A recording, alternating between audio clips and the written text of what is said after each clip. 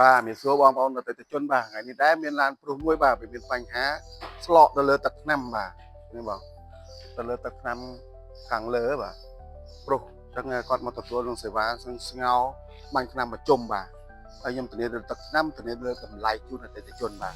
ហើយមិនមែនតែប៉ុណ្្នឹងទេបាទមានថែមជូនទៅលើទឹកថ្នាំបាញ់ទឹកកញ្ចក់ហើយនឹងទឹកថ្នាំក្នុងទឹកឲ្យបងមួយឈុតបាទផ្ដល់ដាច់ឆ្នាំ2025បាទនៅខាងមុខនេះមានស្នាមនេះហើយគឺយើងមានតាមប៉ះអីហើយគឺយើងធ្វើជូនអតិថិជនឡើងវិញមកស្អាតដែរបាទហើយនេះវាមានបញ្ហារបកទៅលើដំបូលម៉ាស៊ីនផ្នែកខាងមុខនេះបាទនេះយើងនឹងស្ងោជូនទំនួលជូនអតិថិជនមកស្អាតហើយខ្ញុំធានាទាំងទឹកថ្នាំធានាទាំងតម្លៃជូនអតិថិជនបាទហើយធានាថាមកស្អាតដូចថ្មីដូចដើមបាទបងប្អូនមានបញ្ហារថយន្តដែលមានបញ្ហាឆ្លក់ពណ៌ឬក៏មានបញ្ហាបុកប៉ះអីក៏ឆ្លក់អីក៏មានបញ្ហាប្រេះទៅលើទឹកថ្នាំបាទកុំភ្លេចមកយានដ្ឋានស្តុកលើភ្នំពេញបាទសូមអរគុណបាទ